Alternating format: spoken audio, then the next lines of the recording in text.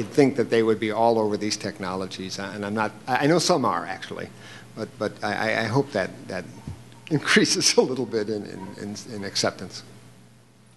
Yes. I have a question about fun and social aspect of these devices. The last panel talked about integrating fun and social aspects, and this panel hasn't really talked about that. How can you motivate? This is a no-fun zone. I'm just teasing. I'm just teasing. How do you motivate seniors to use the technology or put on the device so that they don't forget? Now, GrandCare, I noticed, actually had pictures. I don't know if that was something you intentionally intended, or was it, well, I have a computer screen, I might as well just put some pictures on that. So, can I get back to that? Yeah, go ahead.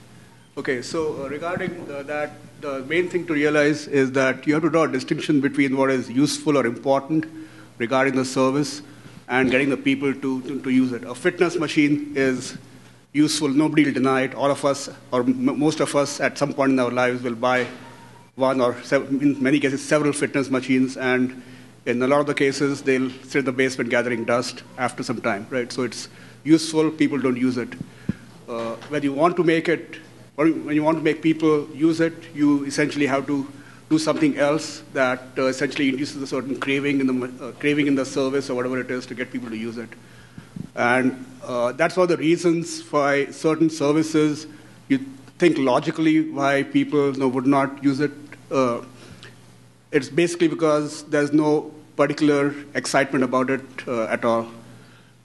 So in terms of the social aspect of it, or the way I read it, in terms of how you sort of get the people to make it part of their social lives or activities, you really need to have a blend of the utility and also a certain element of excitement or interesting things that you can do with the product, and get people to adopt it.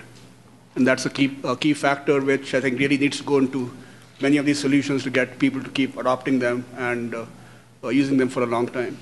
Charlie? Yeah, on the GrandCare system, it's more than just about pictures. I mean, we have games that people can play and solitaire, and we call that the Trojan horse. Because if you bring a system into mom's house and say, yeah, this is going to keep an eye on you, and as we've seen in previous panels, they are going to be the ones making the decision.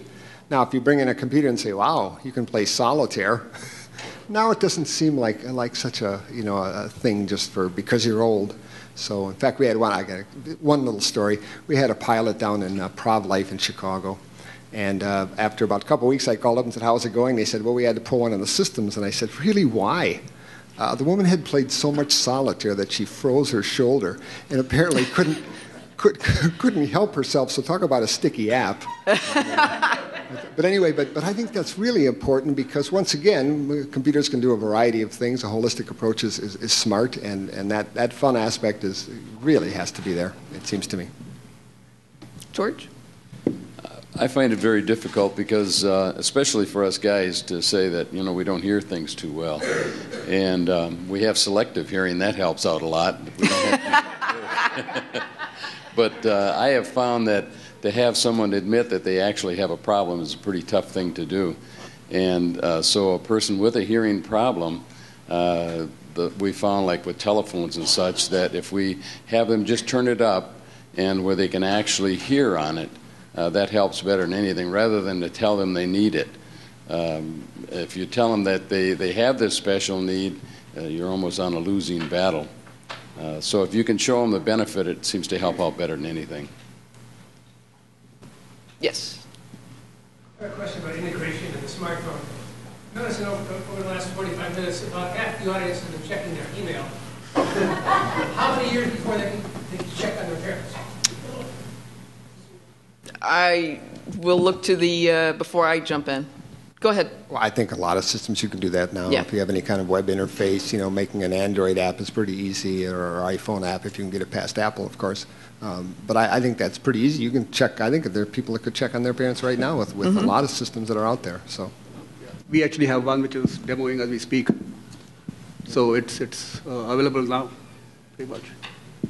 It's interesting because I think that you begin to see it's in typical in healthcare industry, and I can say this as being integrated in that industry is that we have a tendency to kind of think in silos. And interestingly enough, there are a lot of companies here that can help you monitor your home. Well, guess who's at home? Mom and dad. So there's a lot of ways in which you can kind of begin to merge some of the common core technologies, put some different applications around it like these folks have done, and actually be able to do that right now. So I think that it's there. It's just a matter of awareness and acceptance and those kinds of things. Yes?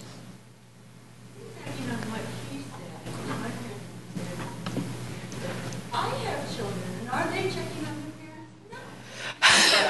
No. Okay, for those, did you hear? She's concerned because she doesn't have to worry about checking in on her parents, but she has children and they're not checking in on her. So she's getting a little concerned here. No. I want to tell you, my children do not even want to deal with my old age. They don't. I just turned 70 last fall, and they don't want to deal with it. But they're starting to say things like, they're still not checking. Just see if they bought the plot yet. That's what you have to worry about. But I think that the way in which they check on you is probably different. And I think that one of the things that, particularly on the social connectedness side, a lot of these technologies can enable you to do is begin to ask different kinds of questions in different ways. So hopefully, I think going back to some of the social integration, some of the games, those kinds of things, I can interact actually more with some of my family members through Farmville, literally, than some of the other things. So it's a different kind of way. And I think that gets back to the generational issue that was brought up earlier. Yeah, I'm sorry, I've got one over here. Yes? My question is to all of everybody at the panel. Who is buying your products? Is it the caregiver or is it the end user? Or what's the dominance there? Boy, when we first started, we assumed it was going to be the boomer woman, the caregiver, the familial caregiver. But we've soon found out one of our very first customers was some woman in Daytona Beach who just did not want to get put into assisted living. She had a very minor problem, but she really needed someone to kind of just keep on for an unusual situation. So we have found quite often it is the senior themselves that is driving this decision, not their families, which surprised me, actually. Did the impetus come from them? The impetus came from them, yes. And well, I'm not. I don't think so. I don't think so. They may have been asked, are you ready to go to the assisted living? You know. Yeah. Others, Vijay? We, in terms of real history, we are just launching our system, so we haven't actually built up statistics on who buys, but at least in the surveys we've done and the focus groups we've done, it appears that the caregiver in many cases will be the influencer and also the purchaser. The senior as well. I guess if you go way back, it used to be that if you look at existing products for such as what we call the personal emergency response system product, the PERS products, there it would appear that the caregivers essentially are the ones who really drive their industry in some ways. But I think that whole thing is shifting a little bit, and it appears that it's going to be a balance, maybe slightly biased toward a caregiver, but the seniors are actually buying them in greater numbers now. Ours are primarily the end user that comes and gets the stuff. Most of our products that we sell through distributors, not so much direct. But when we do have someone that comes into our office, it's usually the user that comes in. But outside of that, we get a fair amount of people that they don't, they call their mother and they don't hear the phone ring, or they go to the house and can't get in, and they do a hat dance on the front porch, but they still don't get the attention of their parent. So it's pretty much a push on both parts, the end user as well as the family members. Actually, let me give you a case study. And this is a company, I'm not pitching for them or I don't have any stock in them or anything like that, but it's a company which is called Sahara Care House. And it's actually an Indian company, as it turns out. But what they do is they realize that there are a number of seniors in India with children who live abroad, like myself, for example. And I'm not alone.